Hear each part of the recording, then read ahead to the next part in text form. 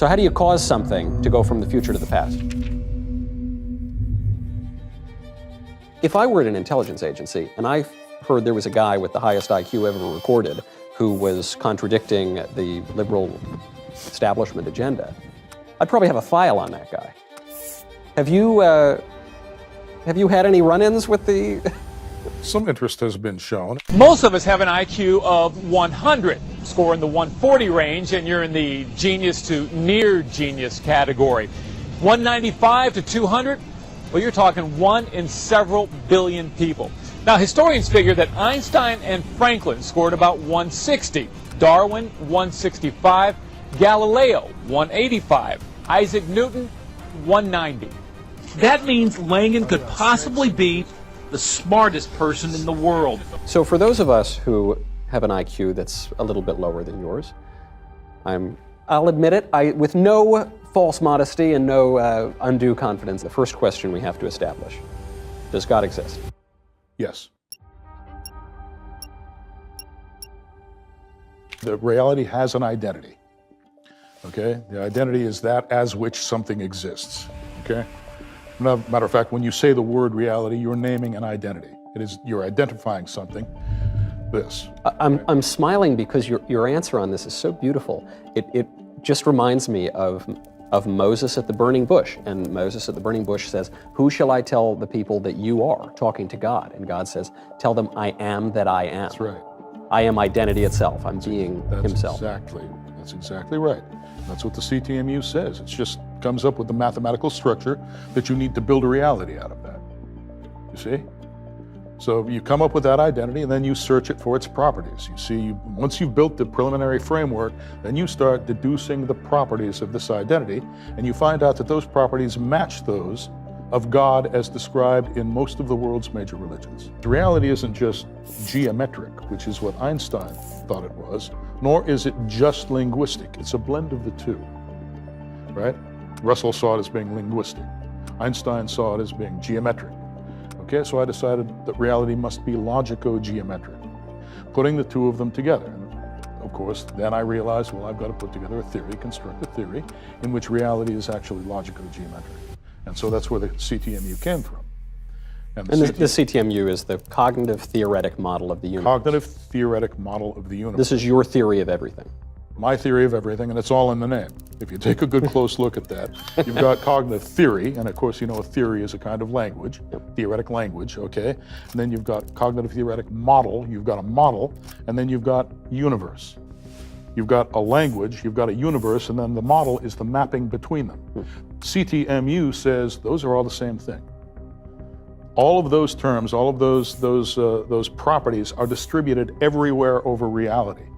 Reality can have only one structure once you realize that and you implement it in theoretical form. But this is so important that you're not just talking about this siloed aspect of thought, or this, philosophy over here, language over here, math over here, physics over here, but you're presenting something that is universal. Correct. Absolute and universal. To get the absolute invariance, the absolute truths of reality. Things that are true everywhere you go, no matter, at what time you exist or in what place you exist, it's the same. So we're not just defining God out of existence. Sometimes you'll hear people say God exists, but they'll give God such a weak and shallow definition that the God that they're describing has no relation to the God that we conceive of. You're saying, no, this God is God himself is conscious and therefore personal? Yes. You can establish a personal relationship with God. We're images of God. You know what an image is? It's basically the product of a mapping. God maps himself into each human being, right? That's a very personal thing that God is doing for us, right? And I don't understand how anybody can say that it's any different. We reflect the structure of the universe. Each one of us, we're carried by it. Everything we do, we exist in a medium. What is that medium? Right? Where did it come from? Yeah. What holds it together? What is the unifying coherence, the source of coherence of that medium? Now, is your claim a pantheistic claim that God is the universe or the universe is God, and that's that? Or no? Or is God outside of the universe and created? God is greater than, well, what is the universe? Damned if I know. You ever hear of the simulation hypothesis? Yes. Okay, well, the simulation hypothesis is basically the idea that the reality we see around us, physical reality, is simulated on some sort of an automaton or a computer. Yeah, some aliens somewhere have just, they've fooled us. The idea is that you've got some kind of an automaton running, you've got a simulation running on it. And God, it's more panentheistic. You know what panentheism is? I do. I think I do. But that means that we are in God. Let me know how I've gone wrong. We are in God, and God is in us. And it is not merely that God and the creation are one and the same, but they are quite related. Is that something approaching panentheism? A little bit, yes. Okay. There's the idea is that you've got the physical universe that you see around you, but God is not confined to the physical universe. Okay. See, there's an ordinary pantheist assumes that God is somehow confined to the universe, that there is just what we see around us, and God is in every piece of it. God is distributed over it. Yeah. But it's a little bit more complex than that, because this part of the universe that we see around us cannot exist just by itself. Yeah. Okay? There are certain things that it entails. And when you go into those entailments, that's how you get to God. That's how you get to the identity of reality. Okay? And now to get back to the reality of self-simulation, or at least that's what I call it, self-simulation. But to get back to the simulation hypothesis, that we're living in the display of that simulation. In addition to the display, there is also a processing aspect, okay? And God, it captures both of those things. It captures both the display and the processor. What do you mean? I hate to put it in the... Well, I mean, okay, here's the display. You realize the display contains states. Yep. Okay, you see things, the objects contain it. States are static. Yep. That's why they're called states. Yeah. Okay, static. How do they change? Well, they have to be processed. Something has to be processed. Yeah.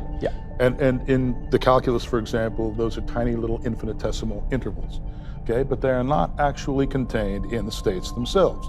They have a neighborhood, a little tangent space or what have you, where you can sort of draw little vectors that suggest that some kind of processing is going on. But the idea of being a state and being a process, those are two different things. Yeah.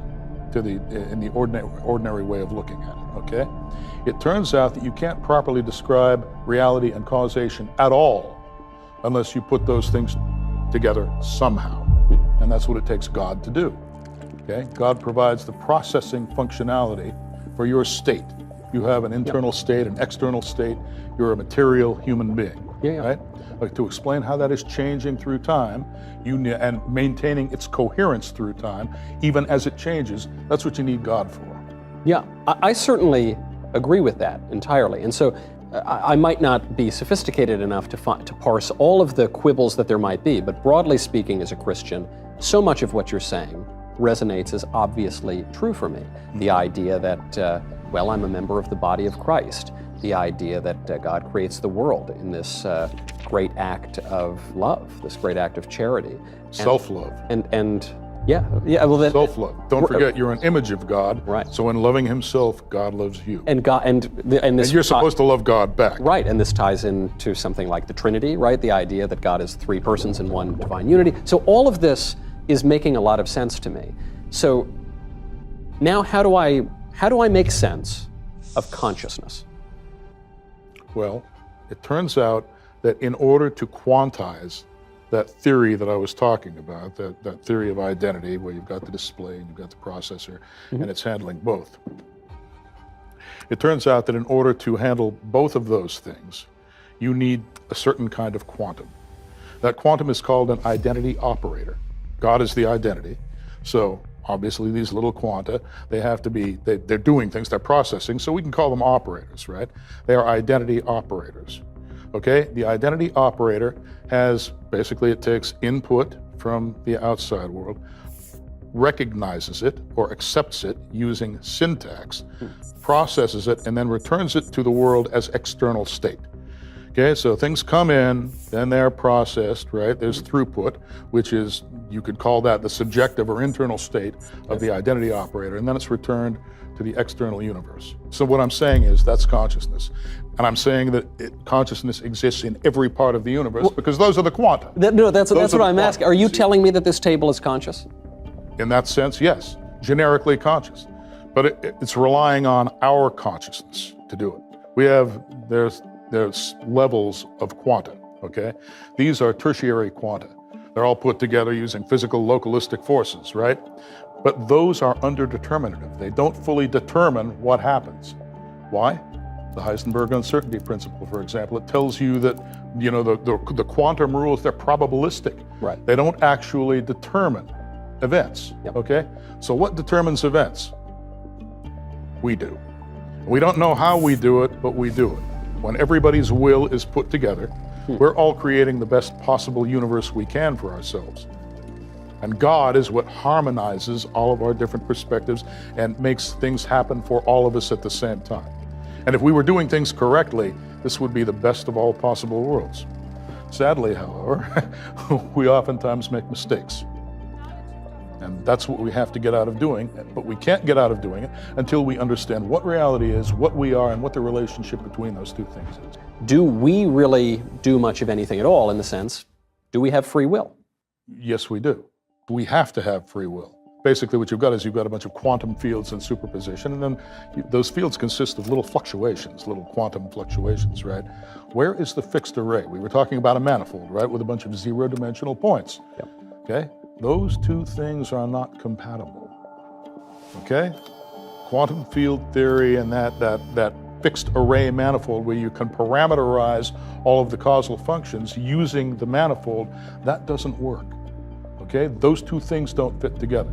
Well, often the conversation, especially these days, becomes this sort of shallow discussion of, well, this caused this, and I'm going to describe a totally deterministic system, and so as a result of this causing this, causing this, causing this, you don't have free will. And you're saying cause is actually more complicated than just cause. That's correct. In other words, talking about free will in those terms is osios. It means nothing. Yeah. You can't get anywhere with it, okay? Reality is actually generative, okay? It's not a fixed manifold. Everything is being created all the time. Not just our states. Our states are being recreated, right?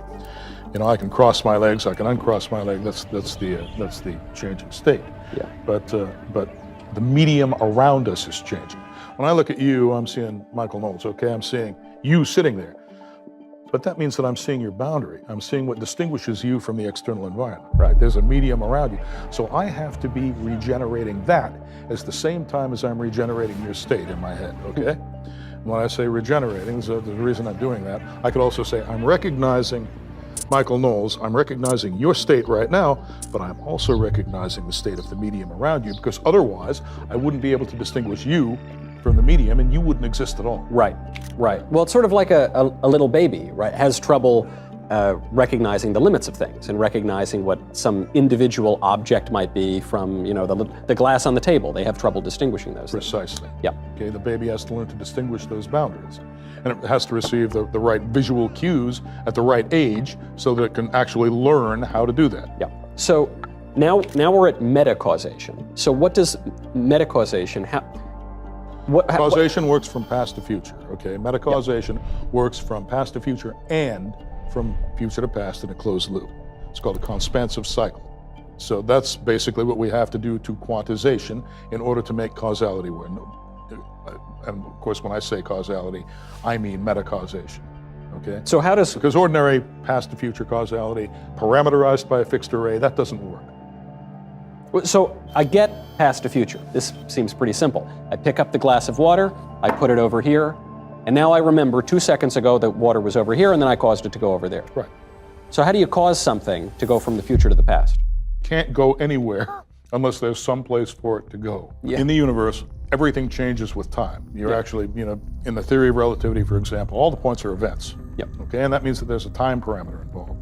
Okay, so when you take that glass and you move it from there to there, okay, you think that there's a point right there where you're going to move that glass. That's false.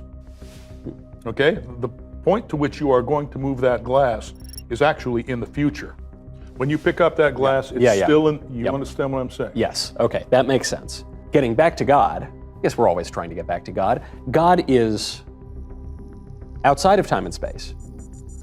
Well, God distributes over time and space, and there's some left over. Time and space is static. It's a display. Yeah. Imagine that you're a little homunculus inside a computer display, like the Matrix, for example, okay?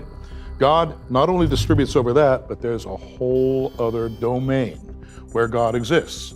And that's the processing domain. That's the non-terminal domain in the CTMU. We're in the terminal domain, right? And most physicists, when they try to reason about the terminal domain, they reason under physical confinement. Okay, well, I can only look at physics, and I have to use what I know about physics, what I can observe about physics, to explain everything else that I explain. So they have that kind of explanatory closure going right there. I'm not going to ask you if I'm going to go to heaven or hell, but will I go to either heaven or hell? You will persist after you die. Where you go depends on who Michael Knowles really is. And you would know that better than anyone. Yeah, I hope I know that better than. But you're telling me I'm going somewhere. Yes. You're confident of that. I don't just evaporate. I don't just turn into oblivion. Well, you can. If you displease God, that's exactly what's going to happen to you. God is going to cut you off, and he's going to say, I can't see him anymore. He's going to turn away from you, and then you won't be able to reunite. Salvation will be impossible for you, because salvation means that God has got to pull you back into himself. Right. Okay, but God doesn't want to see you anymore. He doesn't even know you exist. He knows your physical body is there, but he's not interested anymore, because you hate him, you deny his existence, you offend him, so he's not going to look at you, right? So now what happens? Well, okay, you're dead, you still want to live, there's something in you that still desperately wants to live, so it's still going to be there. What happens now? Well, you try to create your own world for yourself, but if you're a bad person or you're an evil person, what kind of world is that going to be? It's going to be an evil world, and that's what we call hell. This is what John Milton says in The Mouth of Satan. He says, the mind is its own place, and it can make a hell of heaven or heaven a hell. Now you got it. So the things that people see when they're on psychedelics, I usually write them off and I tell people, you're just hallucinating. But you're saying maybe that's not all it is. They might be seeing something real. Well, once again, what is reality? Is reality just stuff out there? No. Reality has a mental aspect, right? And once you admit that basically everything has a mental aspect, then of course what's going on in your mind is real. It takes on a kind of reality. It's not the same as physical reality. It is nevertheless real. Are angels and demons real? Yes. Yes. I think so too. God is real, angels are real, demons are real. Is the devil real? Oh, yes. Yes. Well, it has to be. We were talking about Michael Knowles being surrounded by the medium, and you've got a boundary. Well, God has a boundary too. He's got a very tight boundary. He is perfect. He can't take anything resembling imperfection, right? He can't take it into himself, because that would be a contradiction. Okay, so God needs an antithesis in order to be properly defined. What is that antithesis? Anti-God, or Satan. So it definitely exists. Now, Satan isn't coherent, because, he basically hates existence.